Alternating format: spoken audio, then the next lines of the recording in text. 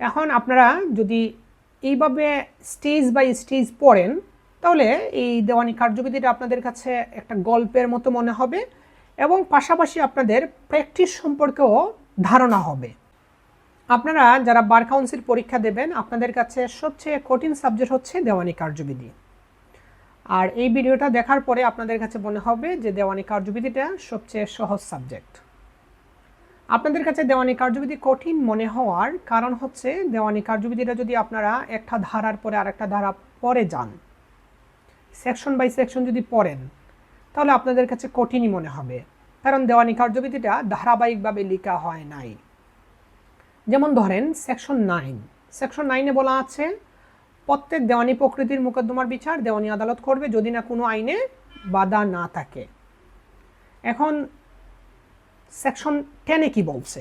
Section 10-ও বলছে যে যদি একই পক্ষদের মধ্যে একই বিষয়বস্তু নিয়ে একই প্রার্থনায় উপযুক্ত কোনো আদালতে মামলা চলমান থাকে তাহলে এই একই পক্ষদ্বয় একই বিষয়বস্তু নিয়ে যদি পুনরায় আরেকটি মামলা করে তাহলে দ্বিতীয় মামলাটা স্থগিত থাকবে।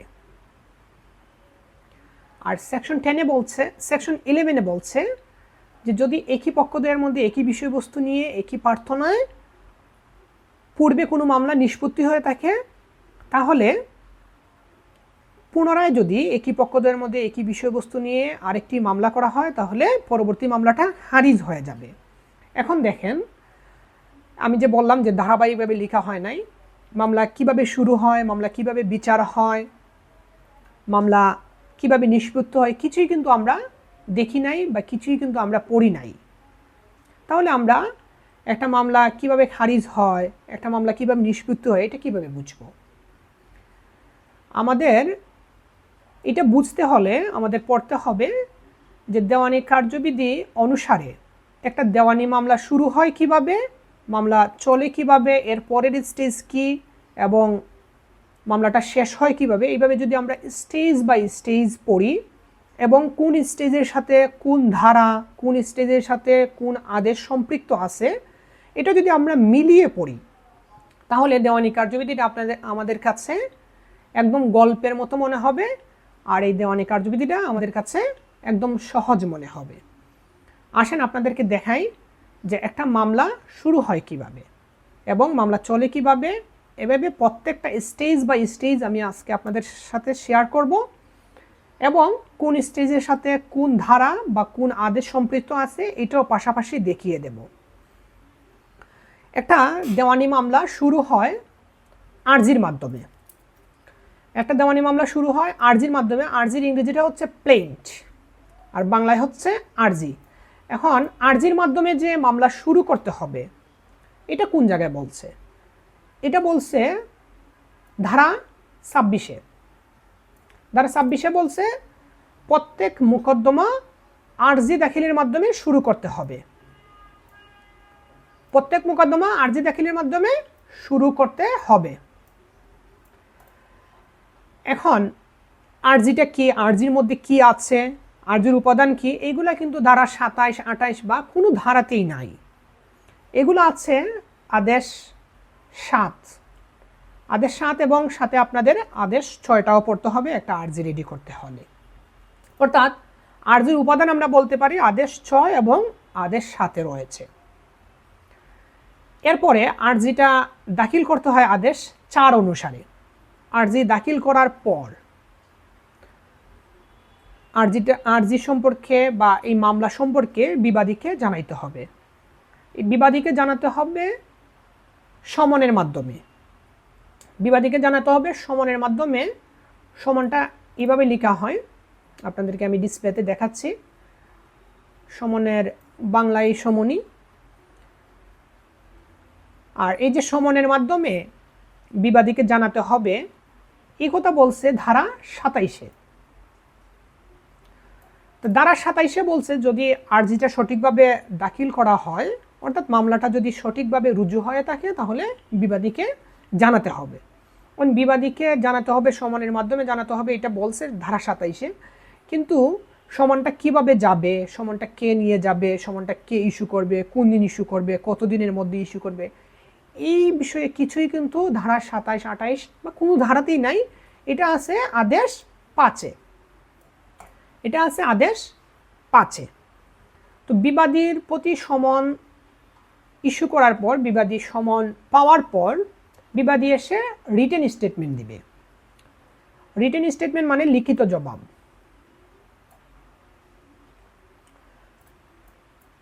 রিটেন স্টেটমেন্টের বাংলাটা হচ্ছে লিখিত জবাব। আর এই লিখিত জবাবটা কিভাবে দিবে, এই লিখিত জবাবের পদ্ধতিটা বলা আছে আদেশ 8-এ। আদেশ 8-এ বলা আছে, অর্ডার 8-এ বলা আছে যে লিখিত জবাবটা বিবাদী কিভাবে দিবে। এই লিখিত জবাবের পদ্ধতিটা অর্ডার 8-এ বলা আছে। এখন বিবাদী যখন লিখিত জবাবটা দিয়ে দিবে, এর পরের স্টেজটা হচ্ছে এডিআর। মানে বিবাদী লিখিত জবাব দেওয়ার পর আদালত ধরে নিবে যে উভয় পক্ষ আদালতে এসে উপস্থিত হয়ে গেছে। উভয় পক্ষ আদালতে উপস্থিত হওয়ার পর আদালত বলবে ঠিক আছে, আপনারা মামলা করছেন, ভালো কথা, আপনারা দেখেন যে আদালতের বাহিরে আপোষ করতে পারেন কিনা, আপোষ হয় কিনা। এই এডিআর এর পূর্ণরূপটা হচ্ছে অল্টারনেটিভ ডিসপিউট রেজলিউশন। আর এই অল্টারনেটিভ ডিসপিউট রেজলিউশনের বিধানটা আছে সেকশন 89A-তে। সেকশন 89A-তে বলা আছে এডিআর সম্পর্কে। এডিআরটা হচ্ছে আপোষে নিষ্পত্তি করার একটা চেষ্টা করা। এখন আপোষে যদি মামলাটি নিষ্পত্তি হয়ে যায় তাহলে আপোষ ডিক্রি হবে। আপোষ ডিক্রিটা হচ্ছে অর্ডার 23 অনুসারে। এখন যদি আপোষ না হয়, এডিআরটা যদি সাকসেসফুল না হয়, তাহলে মামলাটা পরবর্তী স্টেজে যাবে। পরবর্তী স্টেজটা হচ্ছে ইস্যু ফ্রেম। ইস্যু ফ্রেম মানে বিচার্য বিষয় নির্ধারণ বা বিচার্য বিষয় গঠন। এখন বিচার্য বিষয় গঠন করার বিধানটা আছে অর্ডার 14-এ। এখন আপনারা একটা প্রশ্ন করতে পারেন যে আমি এইভাবে আদেশগুলা রোমান সংখ্যায় কেন লিখছি। আমাদের যে মূল বইটা সিপিসি, এই সিপিসিতে রোমান সংখ্যায় লেখা আছে, এবং বার কাউন্সিলের যে পরীক্ষা হয়, রিসেন্ট যে পরীক্ষাগুলো হয়েছে, এইগুলাতে আদেশগুলো এইভাবেই লেখা হয়েছে, রোমান সংখ্যায় লেখা হয়েছে। এর জন্য আপনারা রোমান সংখ্যা সম্পর্কে একটু ধারণা নিয়ে যাবেন। রোমান সংখ্যা সম্পর্কে আপনাদের ধারণা থাকাটা জরুরি সিপিসির ক্ষেত্রে। তো ইস্যু ফ্রেম মানে বিচার্য বিষয় গঠন। বিচার্য বিষয় দুই ধরনের আছে, একটা হচ্ছে আইনগত বিচার্য বিষয় আর একটা হচ্ছে তত্ত্বগত বিচার্য বিষয়। ইস্যু ফ্রেম করার পরে যে স্টেজটা, এই স্টেজের নাম হচ্ছে 30 ধারার প্রতিকার বা 30 সিপিসি। 30 সিপিসি বা 30 ধারার প্রতিকার। এই 30 ধারার প্রতিকারের সাথে যে আদেশ এবং যে আদেশগুলো সম্পৃক্ত আছে, এগুলো হচ্ছে আদেশ 10, 11 এবং 12। তো এই সম্পর্কে বিস্তারিত আরেকটা ভিডিওতে, এই যে প্রত্যেকটা স্টেজ সম্পর্কে আলাদা আলাদা ক্লাস করতে হবে। এখানে প্রায় 11টা স্টেজ আছে। এই প্রত্যেকটা স্টেজ সম্পর্কে, যেমন আরজি এবং আরজির উপাদান সম্পর্কে অন্তত 2টা ভিডিও লাগবে, 2টা ক্লাস লাগবে। এর পরের স্টেজটা 30 ধারার প্রতিকারের পরে হচ্ছে এসডি। এসডি মানে সেটেলিং ডেট, বিচারের জন্য একটা তারিখ নির্ধারণ করবে। এর পরের স্টেজটা, এই যে বিচারের জন্য যে তারিখ নির্ধারণ করবে, এইটাও ধারা 14তেই, ধারা 14 না, আদেশ 14তে। এটা বিচারের জন্য তারিখ নির্ধারণ, এটা আদেশ 14তে।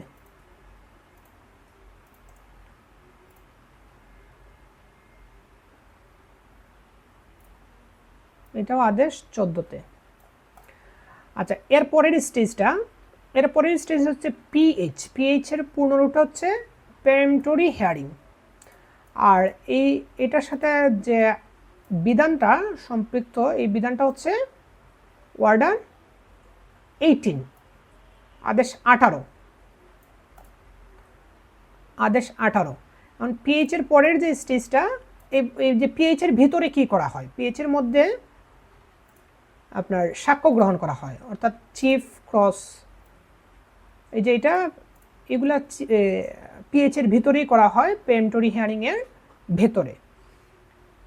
তো মামলার সাক্ষ্য গ্রহণ শেষে প্রথমে বাদীপক্ষের সাক্ষী হবে, সাক্ষ্য গ্রহণ শুরু হবে, প্রথমে বাদীপক্ষের সাক্ষীর মাধ্যমে সাক্ষ্য গ্রহণ শুরু হবে, এরপরে বিবাদী পক্ষের সাক্ষী হবে। বাদী পক্ষের সাক্ষীকে বলা হয় PW, বাদী পক্ষের প্রথম যে সাক্ষী দিবে তাকে বলা হয় PW1, এরপরে যে সাক্ষী দিবে তাকে বলা হবে PW2।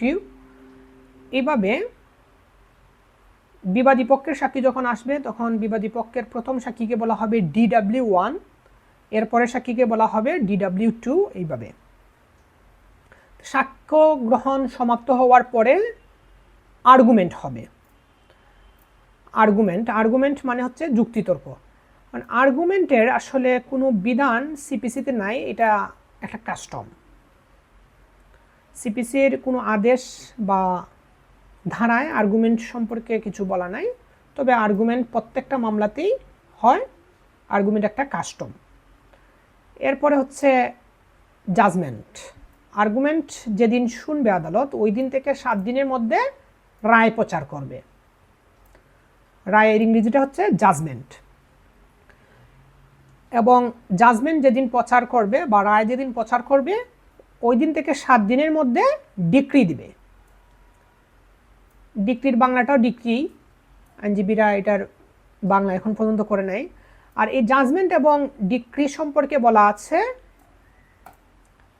আদেশ 20 এবং ধারা 33-এ। এ হচ্ছে আমাদের দেওয়ানি মামলার প্রত্যেকটা স্টেজ সম্পর্কে আমি আলোচনা করলাম, আপনাদেরকে দেখালাম। এভাবে এখন দেখেন আপনারা 11টা স্টেজ আছে, যে প্রথমে আরজি, এরপরে সমন, এরপরে রিটেন স্টেটমেন্ট, এরপরে এডিআর, ইস্যু ফ্রেম, এরপরে হচ্ছে 30 ধারার প্রতিকার, এরপরে এসডি, এরপরে পিএইচ, এরপরে আর্গুমেন্ট, এরপরে জাজমেন্ট, এরপরে ডিক্রি। এখন আপনারা যদি এইভাবে স্টেজ বাই স্টেজ পড়েন তাহলে এই দেওয়ানি কার্যবিধিটা আপনাদের কাছে একটা গল্পের মতো মনে হবে এবং পাশাপাশি আপনাদের প্র্যাকটিস সম্পর্কেও ধারণা হবে। আর এর সাথে যদি আপনারা কোন স্টেজের সাথে কোন ধারা সম্পৃক্ত, কোন আদেশ সম্পৃক্ত, এটা যদি ডিটেলসে পড়ে নেন তাহলে দেখবেন যে দেওয়ানি কার্যবিধিটা আপনাদের কাছে একদম সহজ মনে হচ্ছে। আর বার কাউন্সিলের যদি পূর্ণাঙ্গ কোর্স আপনারা করতে চান তাহলে আমার সাথে হোয়াটসঅ্যাপে যোগাযোগ করতে পারেন। যে নাম্বারটা স্ক্রিনে দেখা যাচ্ছে এই নাম্বারে আপনারা যোগাযোগ করতে পারেন, তবে যোগাযোগটা অবশ্যই আপনারা সন্ধ্যার পরে করবেন, কারণ সন্ধ্যার আগে আমরা ব্যস্ত থাকি, আমাদের কোর্টের কাজ নিয়ে আমরা ব্যস্ত থাকি। আপনারা যদি যোগাযোগ করতে হয়, যদি কোর্স করতে হয় অনলাইনে, আমার সাথে যোগাযোগ করবেন। আর আশা করি যে এটা আপনাদের অনেক কাজে আসবে। যারা বার কাউন্সিলের পরীক্ষার্থী, আপনারা বার কাউন্সিলের পরীক্ষা অবশ্যই এটা কাজে আসবে। এবং এইভাবে আপনারা দেওয়ানি কার্যবিধি এবং ফৌজদারি কার্যবিধিটাও এইভাবে আপনারা স্টেজ বাই স্টেজ যদি পড়েন তাহলে প্র্যাকটিসটাও শেখা হবে, আপনার বার কাউন্সিলের পড়াটাও পড়া হবে এবং এটা মনে রাখাও আপনাদের জন্য একদম সহজ হবে, গল্পের মতো মনে রাখতে পারবেন। ধন্যবাদ।